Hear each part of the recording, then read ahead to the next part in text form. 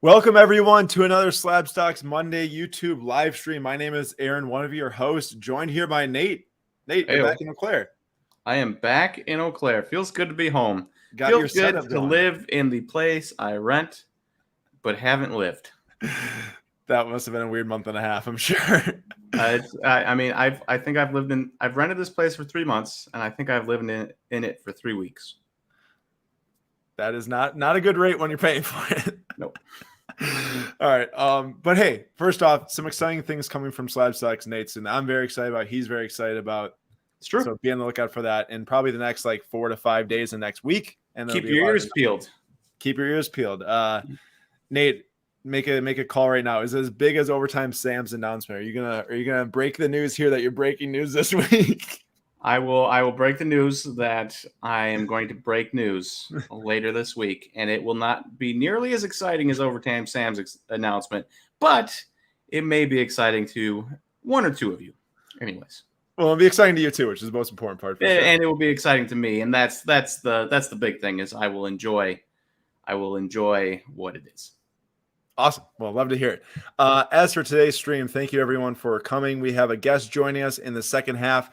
He is part of Drob Collectibles. If anyone knows what Drob Collectibles is, it's Damien, who donated the Messi PSA 10 to the custom charity night. He has a full card brand, and they have a lot of different soccer signings that they do and different events that they do around soccer cards and whatnot, and really cards in general too. In theory, it's a lot of stuff can be applied to any sport. But Roberto, who works for Damien, is going to be joining the show at Storybook Cards on Instagram. If you don't know him, he's got a massive Kaboom collection. We will talk about it later, but for the first part of today's stream, we will be talking about kind of a recap about sports and some card things from the previous weekend to week. And then we'll be moving into a small discussion about PSA Registry, which will then be picked up with Roberto when he joins the show. Nate, first thing, did you see MPJ sign the 5-year max $207 million?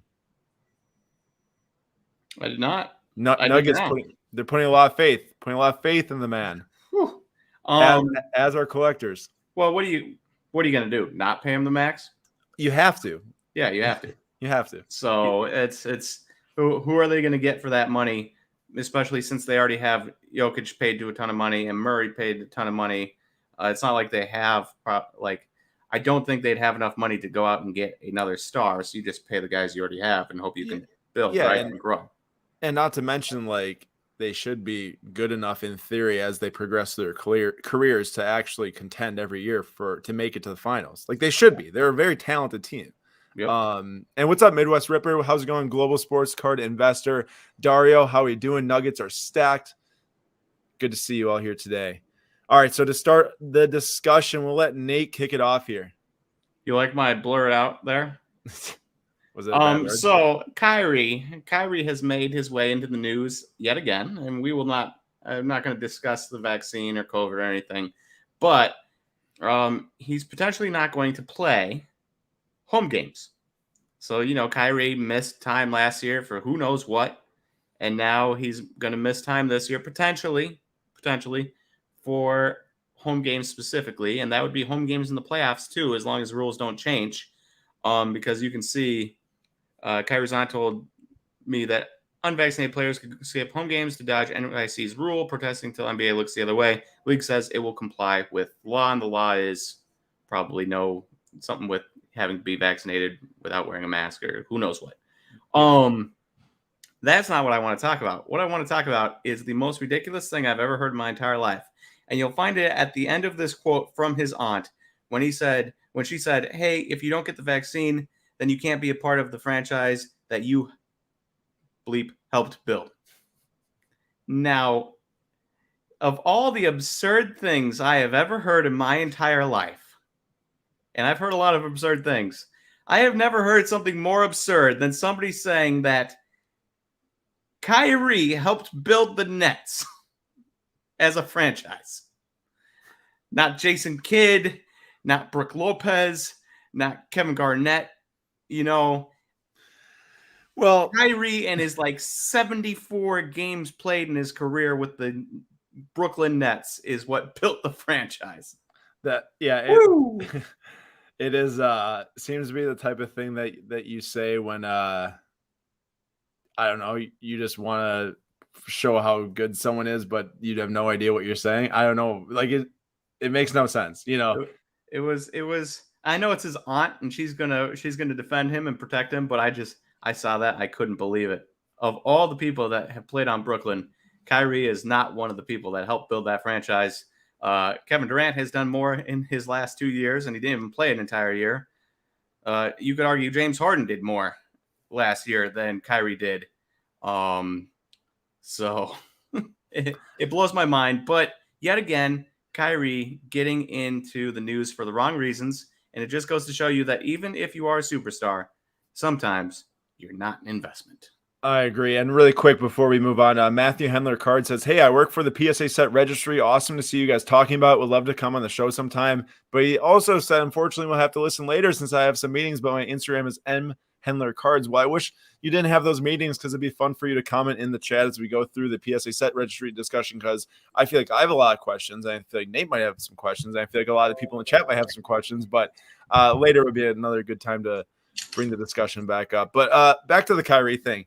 This just goes back to what Nate said about just because you're really, really good and you are a superstar in quotes doesn't make you a good investment. Unless you can build a fan base around your cards, it's very hard to see you as a very quality investment.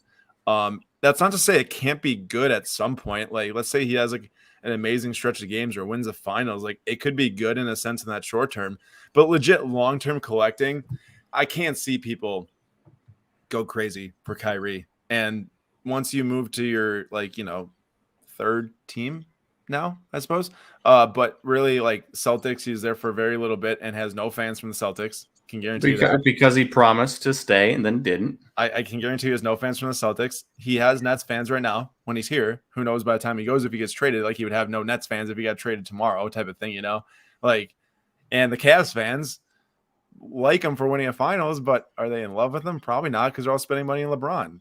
You know, so it's difficult to see the path, but there is some path if he stays healthy, but not one I would want to take, I suppose. I'd rather be in a little early on MPJ. I think now is probably not the right. Huh? What if he's healthy and doesn't play home games? Yeah, okay. Or if you play half the games, like then you're only half as valuable to your team as you should be. Yeah. So like it just isn't a good combo. Any way to slice it up. Next topic.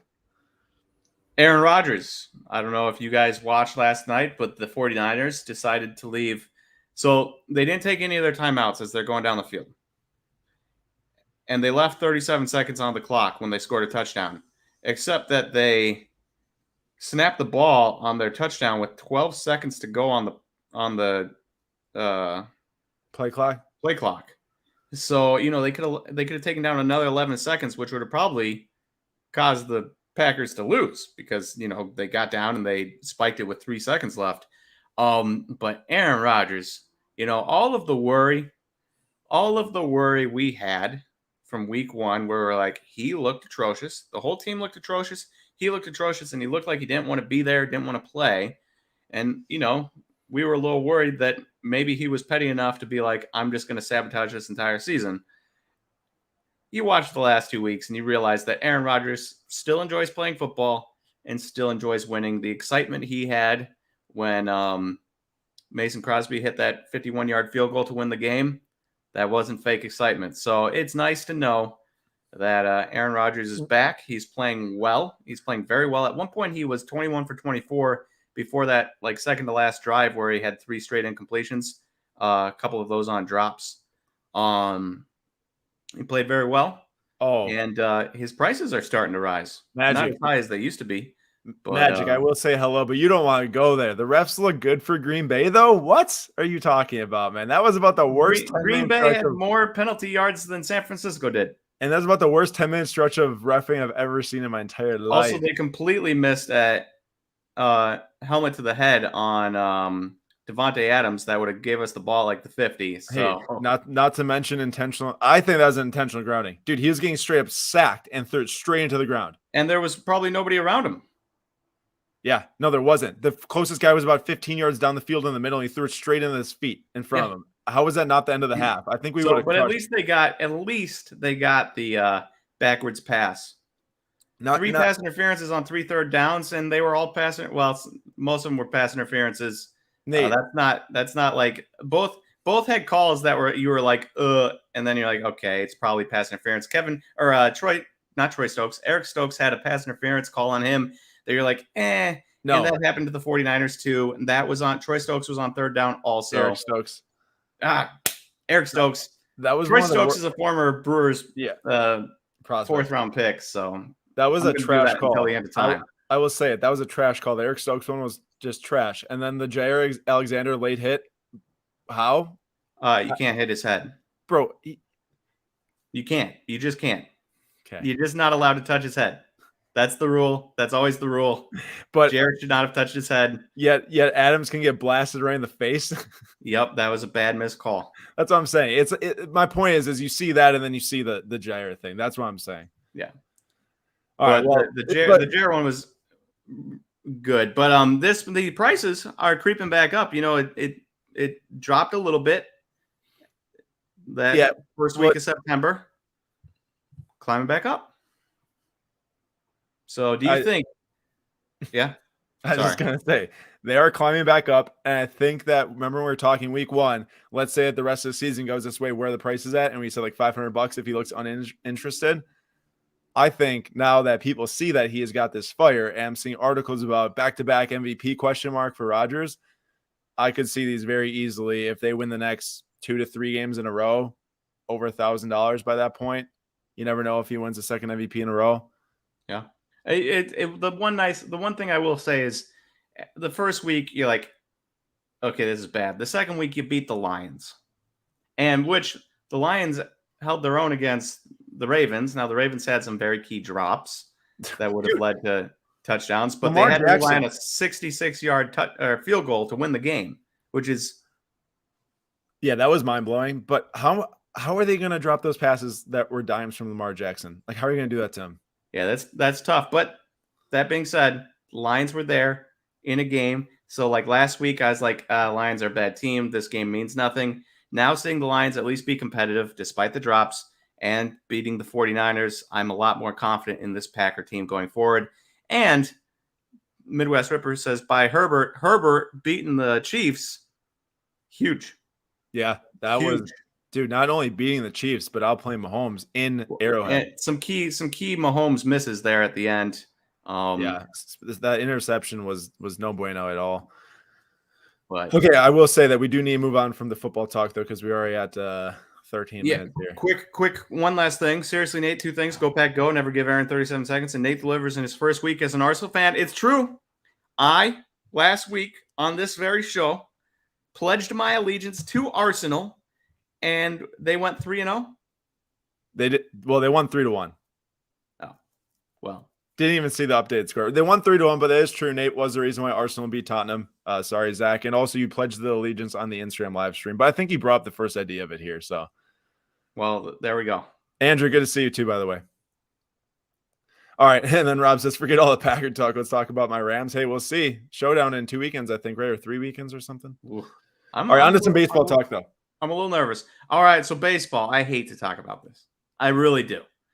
But you'll notice a very long string of green I hate it.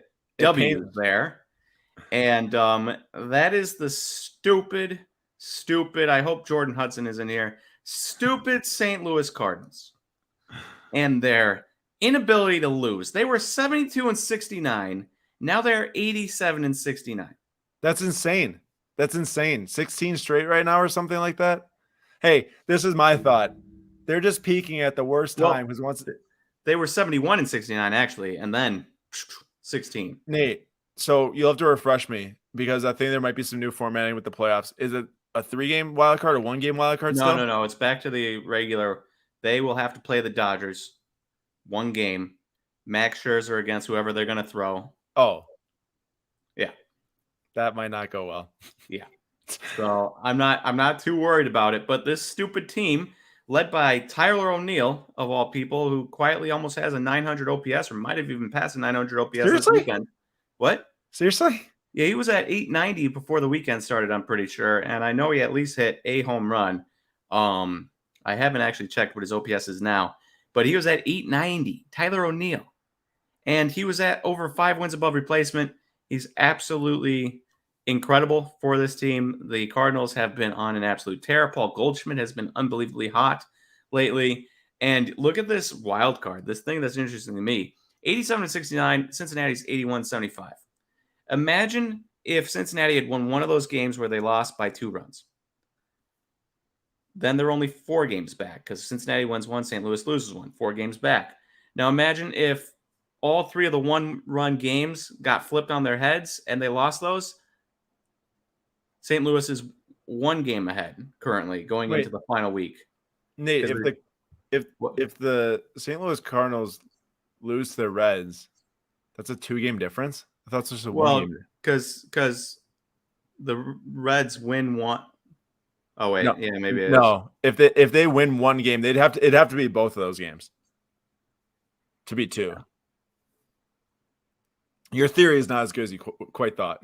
No, it's not. All right. Well, anyways, I hate the Cardinals. I wish it was Cincinnati, but hopefully what will happen here is that Max Scherzer will take out the Cardinals.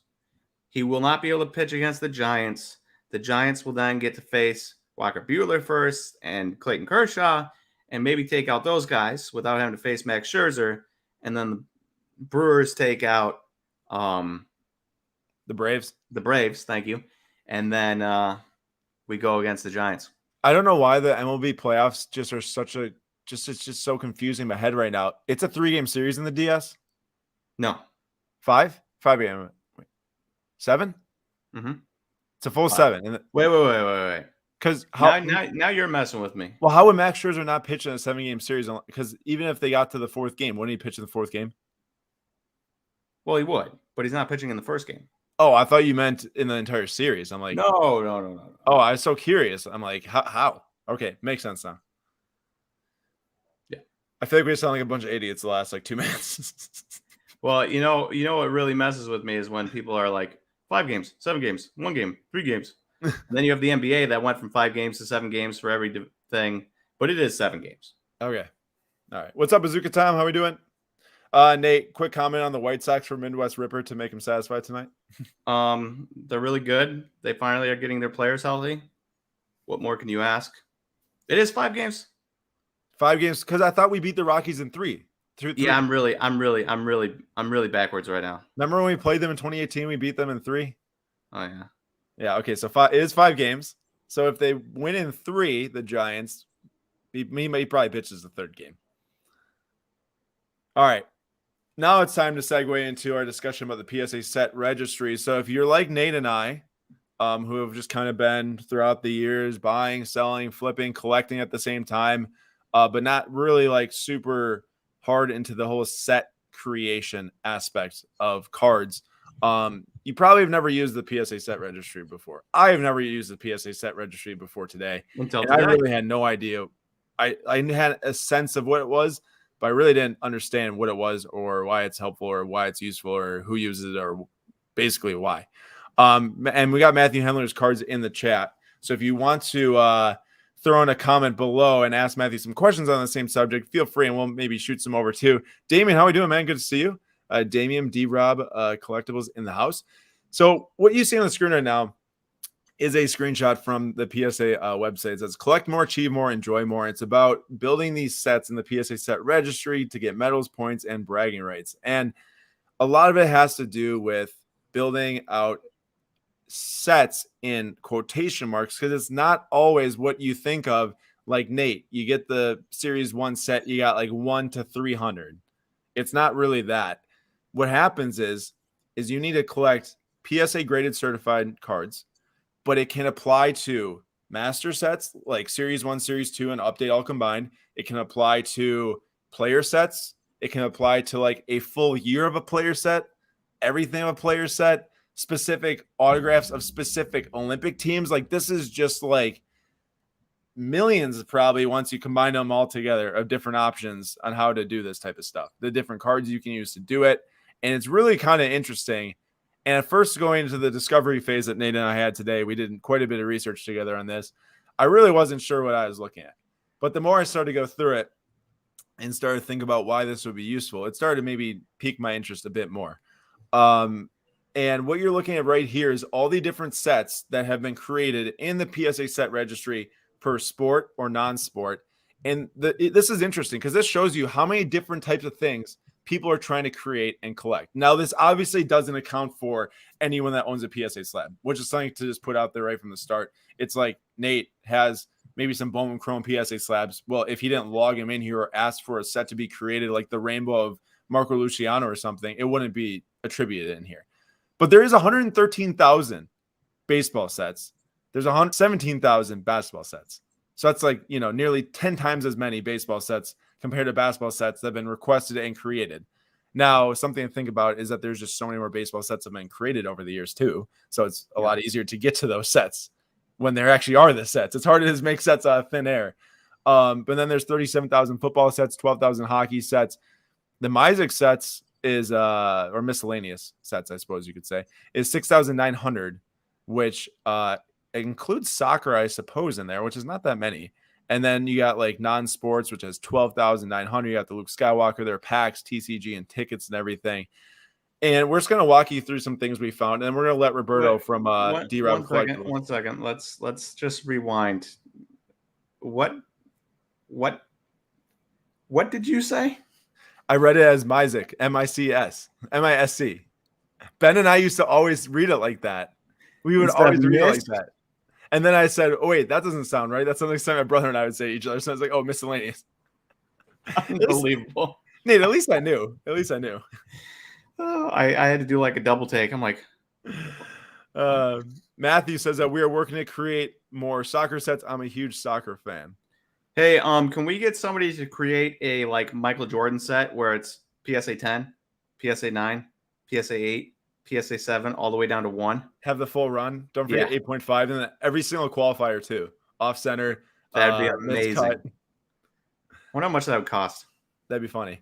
I have no idea, but that'd be cool. So here's some data that they put on the PSA website from this whole PSA set registry deal.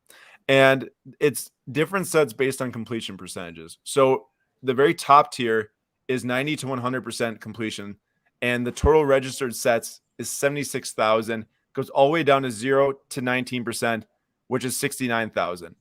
And it kind of gives you an idea of how many sets land inside of those ranges. So the most sets that are registered in the PSA set registry is 76,000. The least is the 75 to 89% range, which is 11,600. Because I'm assuming at that point, if you have that many, you're probably going to get into the 90% range. Now, let's walk through some of these sets that are in the database. So the very first one that I wanted to show and look that I actually thought, let me look to see who has this. 1952 Topps Master Set. Now, of course, this has the Mickey Mantle in it. And to have the Mickey Mantle alone is a large feat. To one, you had to buy it forever ago if you didn't have that much money, or two, you had to have a lot of money to buy it now.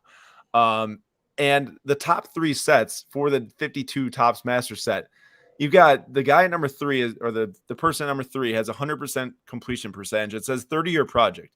So like some of this stuff is just very cool. While like, there might not be some direct like, oh, I'm going to go on there and buy this. There's not really some exact call to action, so to say, or at least that I know of right now. And Matthew, if there is a call to action that is in the PSA set registry that is a benefactor to people using the website, please describe it in the chat for us and we'll share it. But, like the 30-year project stuff, like that's just cool stuff to understand if you're a sports card fan. 100% completed, 7.99 GPA weighted. I'm assuming that this takes all the different grades that this person has and like weights them on a scale. And then you kind of get your set rating based off of how many cards you have graded, at what grade they are, and then it combines them all. So Matthew, if you could let us know, like at rank number 3 right there, why, the guy's got 100% completion of the 52 top set. It says he's got 8.1 rating, which is over a full 1.8 points lower than number 1, which is 99.39% graded. Now, you also can't click on number 1. I don't know why, but I couldn't see each of the number 1's cards and see the grades of each of them. I think in number 3, the Mantle was a PSA 8, which is well over $1 million card right now. And I've never seen myself one of these come up for auction. Like a 52 set, but I would be extremely intrigued to see a 52 complete set with a PSA 8 Mantle go up for sale. Now, when you look at 30-year project, probably not selling it. right? That's something you're going to pass down to your kids, as long as I guess you don't absolutely need the money. So it looks like Matthew said some people have their sets private. Now, Matthew, another question we had going through this was why, is there any verification that goes into something like this, right? Like this guy's got 2007, 08, 09, 2010, 11, 12, 13, 14, 15, 16, 17, 18, 19, 20, 21. He's won a year he's won an award for all those years. Is there any like verification that goes into this stuff? Or is it just because they enter all the certification numbers? You assume if someone knows all the certification numbers that they own all of them. But in reality, I could post all my cards online and someone could then take all the certification numbers and register a set if I had something like that. I do want to make sure that we keep moving along with this though, because I know that Roberto's going to be joining us in a little bit. So this is the 52 mantle that we looked at, or the 52 tops. We also looked at a 2018 Prism Silver set because I was like, okay, what about a modern set that's in here? There's 300 cards in the 2018 Prism set, and this is for the silvers. And now the top set has got 56% complete. So over 150 silver PSA 10s from 2018, which is the top set by far. Like the next closest has like 13%.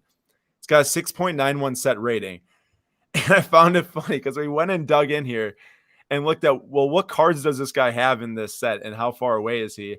And there are so many pop ones of guys that you would just be like, well, no one is ever grading a card of this guy ever again. So this is literally right now, as we sit here, the only person that could ever make this 2018 Prism Silver set.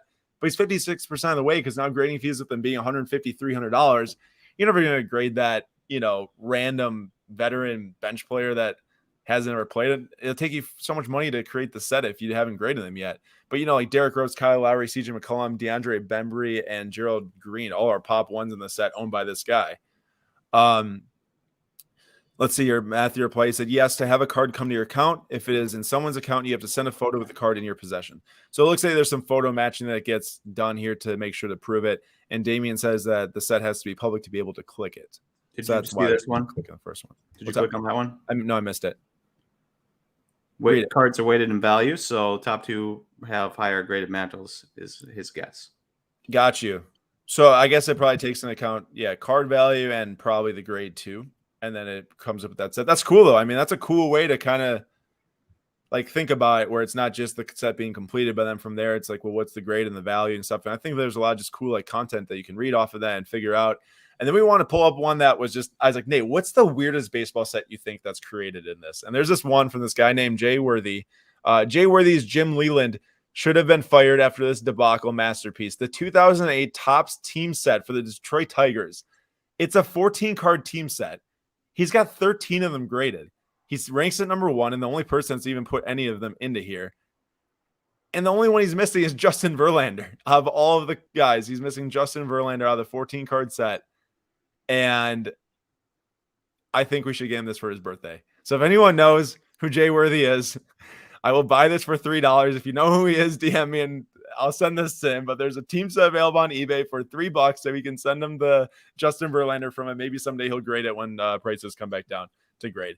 But I was just like, that's so funny. And he was like, check for some team sets. And the guy's got the Tigers 13 of 14, but missing the Verlander. I can't believe of all people you're missing, it's Verlander. Like, I know, it's like it gets to be worse if you're missing Miguel Cabrera, but after that, Verlander. It's like Jeremy Bonderman. You got him in a PSA 9.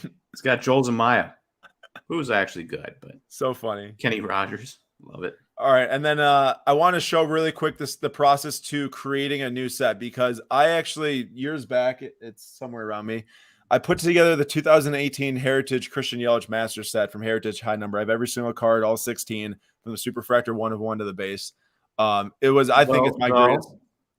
Though one of them got mislabeled. One of them did get mislabeled. It's a great point. I have the flip stock that only 5 were made of, but it got labeled as the base because they are pretty similar. It's the exact same picture. It's just that on the back it's really glossy. Front it's glossy, back it's scratchy. Maybe the other way around actually. Back it's glossy, I think.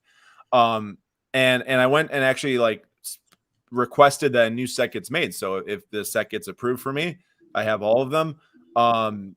It should get added to make that total sets of baseball go up by 1. Because like I could start the Christian Yelich Master Top set, but I can't do that. Master set in general, 18 Topps Chrome Heritage Master set. Like that's all the things that accounts for, but I have all of them for the specific set of the players. So I requested for it. Maybe they put it in, maybe they don't.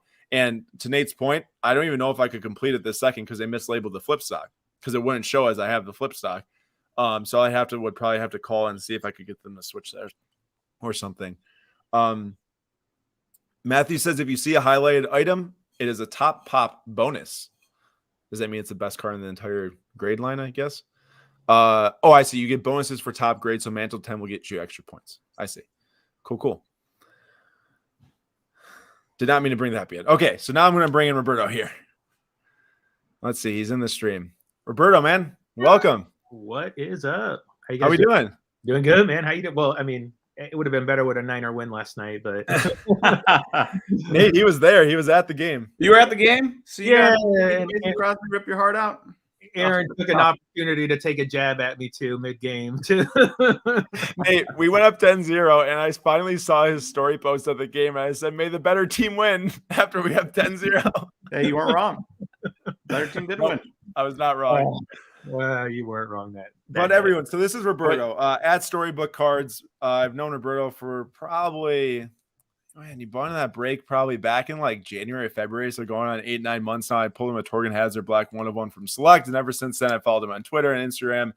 Met him in Dallas and at the National and stuff. And he's working for D-Rob now, Damien, who donated, like I mentioned, the Messi PSA 10 to the charity night. Roberto, just give us some overview, I would say, first on, some things that might be coming up, and then we can get into the set registry. Just however you want to take the start here, go for it, and we will work into it. Yeah, sure, of course. No, and I dig the registry chat. I just partook myself a little bit into it, so I can't wait to get into that. But yeah, in fact, on the same tip, I've been working with Damien for, I would say, officially for pretty much since the National. Helped him out selling through some of his massive soccer card inventory while he was doing the Ronaldinho event. For those of you guys that don't know, Damien and D-Rob was the team that brought Ronaldinho to Chicago. And he's working on building, a brand that is hopefully going to start to bring some soccer talent stateside. But in the midst of all that, he's been amassing the largest Messi collection on record per registry with PSA for the Messi master set. I think he's 70% completed, which is just mind-blowing. I think it's over 500 cards to include some big boys. So it's been cool to watch it grow, and he's working on getting a couple of slabs corrected, so the number might actually be higher. But yeah, it's consistent with the chat you're having. There's some guys out there that are chasing some big goals. And it's cool to see. Yeah. So I guess just if we can stick on the registry for a second, because you mentioned that people are chasing some big goals. For me, someone who's never used this, never even looked at it, added anything until today. What do you think the biggest benefit of the PSA registry is? Is it a network that collects like-minded collectors? Is it something that people can really go to and, just kind of, you put in a lot of effort, obviously, to get these cards to make sure. Is it kind of like a, gratifying thing where you can see it on paper? Because I mean, it is cool. I want to see my Yelich Heritage set in there. Yeah, I think I think it's a big piece of it. I think you get to leverage technology to validate all your hard work and effort. You know what I mean? Right. And I think it's important to a lot of people. There's something to be said about being able to see where you are on your journey at any given time, and where you stack, not only against yourself but against others. It's a hobby, of course, first and foremost, but I think a lot of people are doing this to edge out the other guy. You know what I mean? And it's part of the hunt. It's part of the chase. And I think that there's just something super cool about that. Yeah, no, I totally agree. Okay, so you also have some experience using it, don't you? Because you have one of the best Kaboom collections I've ever seen. Yeah, thanks, man. I appreciate that. Yeah, so I actually I just had the 2018 Kaboom base set and the 2018 Kaboom gold set added, because that's something I'm chasing actively right now. Now, fortunately for me, I started a little bit over 2 years ago chasing that set. So, I'm down to my last 10, and they're expensive. Which 10 are you down to? A few aren't too crazy. So the Dennis Smith Jr., it's not a crazy expensive one, but it's Dennis Smith Jr. has one. Yeah, yeah, rookie actually. Wow. And like the Ezekiel Elliott, another good example. Not crazy expensive, just hard to come by. So are you chasing? Here it is right here. Are you going after the 2018 Kaboom set? You're saying? Yeah. So I have other years and from other sets, but the set I'm trying to complete is the 2018 Panini Pack Kaboom set. Yeah. So it's their multi-sport set. It's the only set with gold basketball. I just think that there's something really special about that set. Now, the 2013 original artwork will always be king in my mind. Yeah. But from a collectability, longevity standpoint, I think there's something real special about that 2018 set. Yeah, I agree. Totally agree. Nate, were you going to say something? Forgotten it by now, so we're good. This is the 2013 set, right? Yeah. The innovation set? Yeah, so really cool artwork. It was the only set where it was still all hand-drawn. This is actually 2014 where they still kept a little bit of that vibe. But then it started to fade. And then, of course, now it's all digital renderings. Yeah, so if you look at this Chris Paul, I mean, that's very clearly a digitally, altered picture, as you said. But that would be more the hand-drawnness, which would be like comic books, Yeah. What do you prefer? Like, what do you like that they switched it? Do you think it was just a way for them to get more cards made, obviously?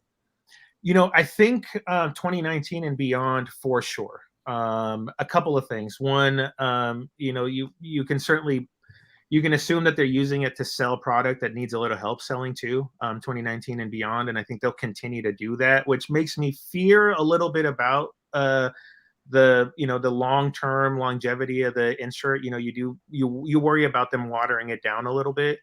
You look at Downtown Optic for this year, and it would appear that everybody that's tried has hit one. Yeah. So you worry about that a little bit. And that's why it was kind of cool for me to latch onto one and try to see if I can get all the way through it. Well, I'll tell you this much. I did not know this card existed. And if you find it in our gold out of 10, I think I need it because that is fantastic. Look at how that there is one actually. Funny you say that. I know where there is one, so I'll reach out to you, see if they still have it. Oh my gosh, I would love that. That's a banger for sure. Nate, question for you. With the Kaboom baseball from 2018, you got the Tatis, which is a really big deal. There's Eloy right here. How do you see those? How do you see those in the baseball card market space? And Roberto, you can add into this too, because it is non-licensed, of course. For sure. Okay. Well, obviously, non-licensed products have their niche, right? People that like Panini, but don't really, aren't concerned about the license are going to want to have Kabooms. They're going to want to have Color Blasts if there are those. They're going to want to have Downtowns. They're going to want to have low-numbered stuff, right? So I definitely think there is a market for these. Now, my question is, if this Fanatics deal does go through, and it's not set in stone yet, this feels like the type of card that's going to lose its value the quickest because Topps will always have their brand and people will always love Topps. People will have the new Fanatics stuff. Panini's barely been around. Kaboom's even less than that, right? And so it feels like to me, I do like them. I like the look of them. I don't mind that they're not licensed, but I do think that if there was ever a card to lose value the quickest, it's going to be Kaboom's for baseball specifically. That makes sense. Yeah, I tend to agree. To be honest, on a couple of fronts, right? One, you got to assume all unlicensed will take a small dip, and the ones that have shot up the most will get hit the hardest. So that makes total sense to me. One nice thing about the 2018 set that I really enjoy is that, none of them are safe bets, but so it's four guys. It's Bichette, it's Vlad, it's Tatis, and Eloy. So, I feel like that's Tebow also, right? What's that? Doesn't Tim Tebow have one? Yeah, actually, good point. I don't think about him as a baseball card, but yeah, the fifth baseball card is Tim Tebow. That's crazy. Yeah, it should be in there somewhere. There he is. Roberto, what's your single favorite Kaboom in your collection? The gold Curry for sure. And you're a Warriors guy too. Yeah. This is ridiculous. I'm from the Bay Area. So the gold Warrior trio for sure, hands down. I can't tell. I can't tell by you owning that you're from the Bay Area. I'm a little sad that they didn't get Durant in a blue jersey too. Bugs the hell out of me too. So let's see it. Oh my gosh, you're right. That could have been trust me, bugs the hell out of me too. That would have been perfect. Hey, here's your guy Kittle though. He looked good last night. Okay, so man, that is quite the Kaboom collection. Like you say, you're chasing on the PSA set registry. I'm sure that by the end of it, does anyone else have one? Have a full set in there? I have never seen a full graded set. The closest I've come is the Sports Card Investor video that came out right around the National, where he had a tiny segment with a guy that was in Chicago with the full set, but it looked to me like 40 to 50% of it was ungraded. Okay, got yes, these would all be PSA 9 or 10 or BGS 9.5. Got you. Hey Jim, feel free to throw in some questions. We'd be happy to answer throughout the stream. I do see you might be bringing up something about a larger size Jordan card, Jordan MVP. I'm not sure which card you're referencing, but there are a few nice oversized Jordans like the Nike and the what's that one? The one that we just talked about last week with Sam, the big one with the Boy Scout logo on the bottom. Can't think about it. It's the oversized card. That first one that comes to mind is the oversized Jordan. I mean, yeah, that's probably the most iconic for sure. Okay, so that is your Kaboom collection, but I was finally able to pull up now the sorry, 1 second. I was just switching the screen share here. This is Damien's PSA set registry. I had to get the link from the chat that you sent me. So set complete 70%, set rating 6.918, GPA with top pop bonuses is 9.840 for current rank number 1 for any Lionel Messi master set. Now, when this says 70% complete, do you know, and Damien might be in this chat too, what does that all entail? Because when I see Lionel Messi, or I should say Lionel Messi master set, I'm thinking like any card ever. His autographs, his 2014 Prism, his color. Is this just his 2004 cards? Like, what do you know? Yeah, so if Damien wants to jump in on the chat, if he's still here, and answer that, my guess would be that it would be every card that PSA has on record. Yes, so let's see here. Because there's a lot of 04 here, which is awesome. There's a lot of 05, 6, 7, 8, 9, and then you'll start to get into pretty soon here. Prisms. I'm guessing the 2014. There's even adrenaline stuff. Like this is some of the stuff he's missing. It appears like the adrenaline, the mega cards from 2012, 2012 WCCF, and then 2014. Here's like Prism matchups. So do they? They do take into account parallels and everything. Wow. Yeah, because there's all the different net finders and dang, this is crazy. So it's every single Messi card ever made. Every single so Matt numbered above 10 and above. Yeah, and Matt answered too. They had to have been graded for them to be added at one point or another. Okay, so there wouldn't be something showing up here that would be like, let's just say, an out of 25 that was never graded by PSA. Correct. I see. Makes sense. Wow. Well, still, I mean, either way, super impressive stuff I'm looking at right here. That's crazy. Yeah, that is crazy. All right. I mean, I could scroll through this for forever. There's so many cards here, but I want you to speak a little bit towards what y'all are doing with D-Rob and the different soccer. Because, like, obviously, I'm a huge soccer card guy. A lot of people here watching it either are soccer cards through me or they like soccer themselves and everything. Talk to me about what the plan is, because I know that you guys did at the National, the pop-up shop at the hotel, that the suite room or whatever. What's the plan? What's the vision?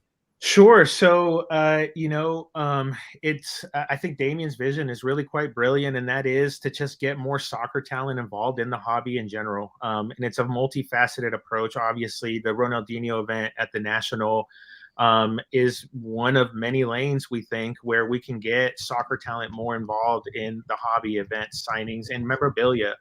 When you think about that PSA graph, right, of all the sports that have been graded and how soccer's minuscule in relation to all the other cards graded, the same goes for events, inventory, exposure. And we think that D-Rob could be a huge way for us to hopefully splice in more soccer into events that would otherwise have that same ratio, if that makes sense. So, one way that we think that we can do that is through pop-ups, and we're super fortunate. The team at Bleecker Trading is allowing us to use their space for a weekend to explore this concept, and we think that it could be a way to, again, just give more exposure to soccer within the hobby throughout other places that maybe don't have such a huge soccer presence, local card shops, that kind of thing. And then, of course, shows. We'd like to be a fixture at shows more regularly. And yeah, just continue to get exposure for soccer within the hobby. And, we think a rising tide lifts all boats. And yeah, so here's the flyer. We'll be at Bleecker October 1st through the 3rd. We're hosting trade day there on Saturday. If anyone's familiar with the trade days or trade nights at Bleecker, they're starting to get they're epic, and they're starting to get a ton of traction within the hobby. They're just known for being really well run and well put events. So, huge shout out and thank you to Mark Zablo and Christian, who's helping us put it all together from their team. They've been super cool. And yeah, this is a little beta run to see if we could splice in soccer into other hobby locations and events. Yeah, so this is funny because last week Overtime Sam came on and said something about Bleecker and Mark and stuff. Now this week you come on and with Bleecker and Mark, and it's definitely was not planned. It just kind of happened that we were talking about soccer and stuff, and then you're here talking about this. But I guess that's a testament to Mark and his team because they do a lot in the hobby. And I remember when we met Mark, like I said, two some years ago, super kind guy, always has done stuff for us without asking anything in return. And maybe this is in return, helping put his name out here through the show and everything. And I like to do that for Mark because he's an awesome guy. But so this event, October 1st to the 3rd, I've seen on Instagram the other trade nights that happen. And of course, they're on Bleecker Street in New York. So this is not something that Nate and I is chilling here in Wisconsin. We can just kind of easily go do. How many people, and I don't know if you've heard from Mark or if you've been to one yet, how many people do you think go to these trade nights are from New York and then versus from people actually traveling? Are there people actually traveling in for this? Sure. So, the only insight I have into that is I've actually heard Mark talk about these events on other podcasts. And he's always expressed how just incredibly shocked he is about people coming in from out of town to come to these events. And I think it's a testament to what he's building, right? So much about what Bleecker's about is community and creating a space where people can actually come congregate. I know that they are opening up a retail location, I think right next door. But even before that, I think a lot of the stuff that they were doing was really just about creating a space for people to come congregate and enjoy trading and the hobby and what it's growing into. So yeah, it's cool to be a part of that. That's awesome. And I was actually going to ask you this, but Damien said in the chat, he says, we have an exclusive news. I was going to ask, is there anything you can share about this event that you might not have said yet or something that's going down at the, because you said 1st to the 3rd, but the trade night's on Saturday. What are you doing here this whole time? Yeah. So I'll let Damien chime in and then I'll echo what he's saying, but we are going to be doing a couple of cool things. So assuming it's okay to say it, it does look like we're going to get a visit from Blake Jameson on Saturday. So that'll be cool. Great guy. Yeah, I think we're going to FaceTime a couple of potential potential new partners for D-Rob. Arturo Vidal is probably going to be one of those individuals. Yeah, Nate knows what's up.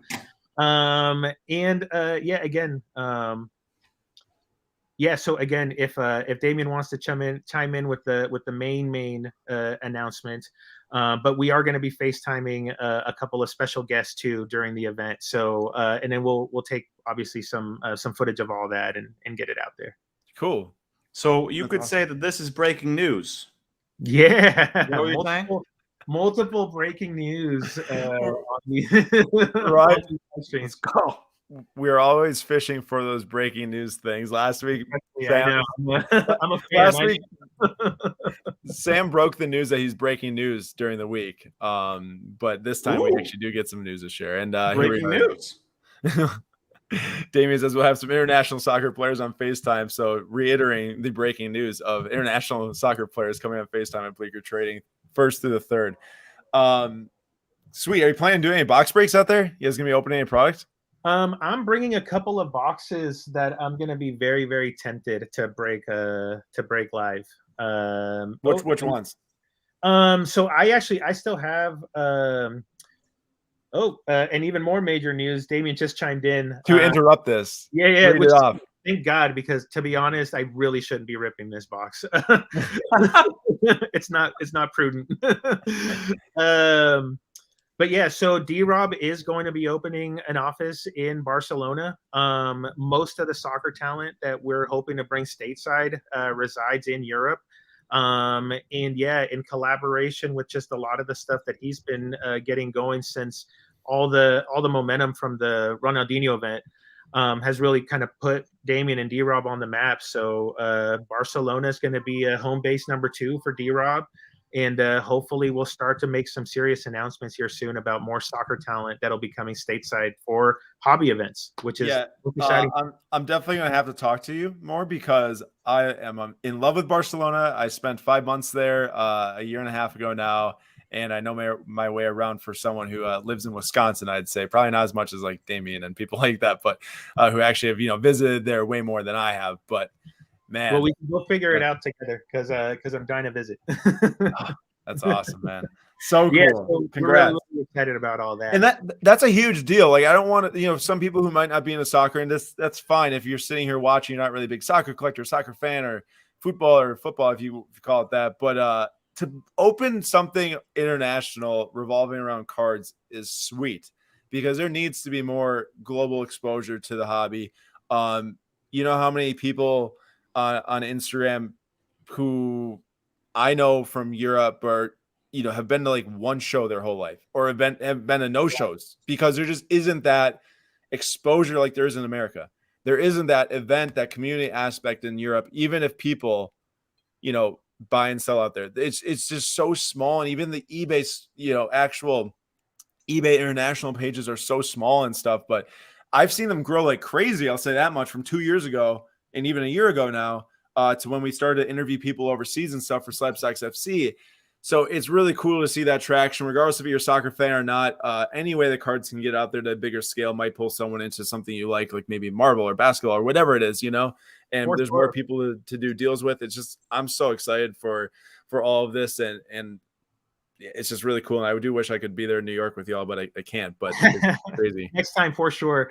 No, and to your point, I think one of the things that's really cool about what Damien's got going on, and borderline inspirational, to be honest, is that I think it's a testament to the fact that, and you too, I mean, to a certain, for sure, Aaron, there's so many other lanes that can be explored that are all rooted in cards and collecting. And in Damien's case, we're bringing probably 600 soccer slabs for sale to New York, but it doesn't take a single ounce away from the fact that he's a collector at heart, and he's amassed 70% of the Messi collection during that process. So, I think it speaks to the fact that you can do both, and you can do both with a certain amount of passion, and that there's so many lanes to explore that are being opened up by this hobby. What you guys are doing.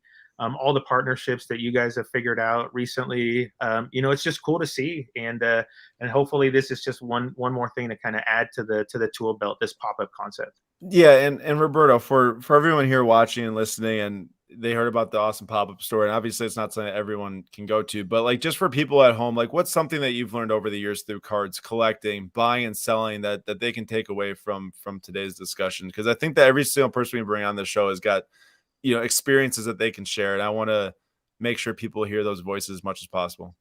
Oh God. I mean, I'm sure I'd just be echoing a lot of what's been said by a lot of previous people, but it really does start with the relationships first. I think that the cards really have come secondary to all the friendships and all the connections that I've amassed over the last 2-3 years doing this.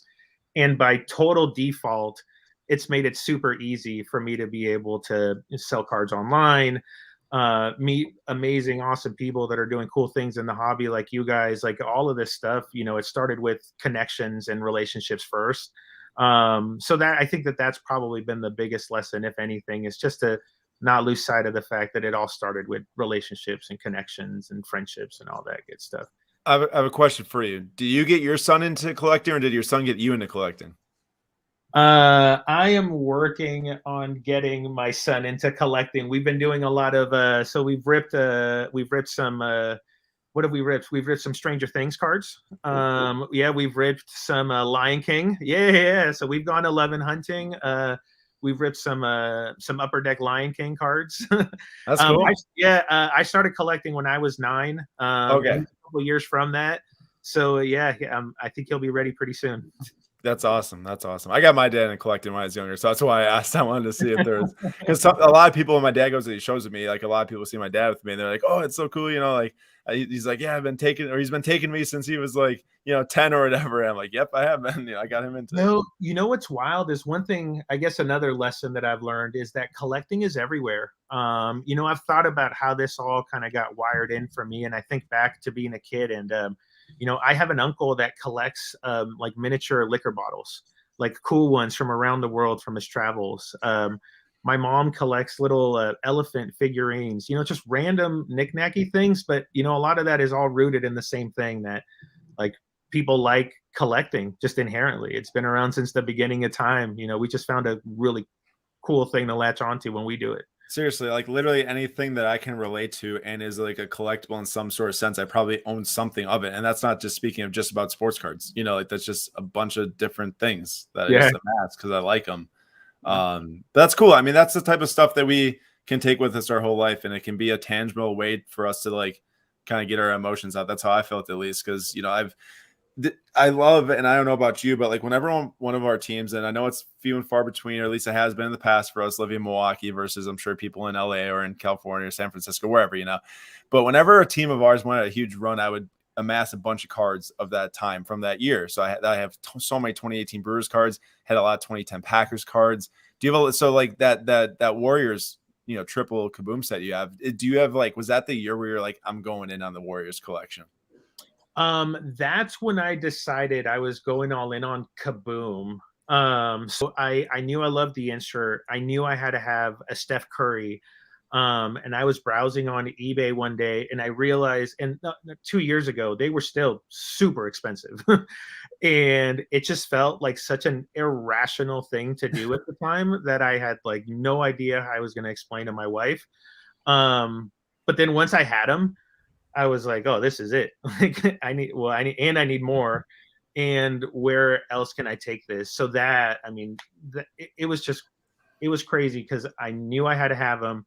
And as soon as I did, I knew I needed more. And you just know that feeling. Isn't that the biggest thing about collecting? It's like you get some of it and I need more. It's just like, I'm not satisfied yet. And then you realize you're not going to have enough money to get what you want. And you just sit there sad, like me. Hey, Nate, you're doing some work though. Pretty soon you can start your own PSA set registry. Yeah, for Aaron Ashby. Yep. That might be why some people do it, is to have an end, right? Yeah. Because you complete that. And if I didn't have this 18 chase, I would just be buying all the next, like the 19 and beyond base Kabooms that I'm not really totally interested in. Yeah, like the Corona Royale ones, I'm kind of out on those. Yeah, exactly. Yeah, it's not for me. They're nice looking, but knowing that there's an end to what I'm doing is probably keeping me from some of that stuff anyways. I agree. And man, once you complete that, that'd be awesome. I got to share that. All right. Roberto, last thing you want to add here before we sign off for the day?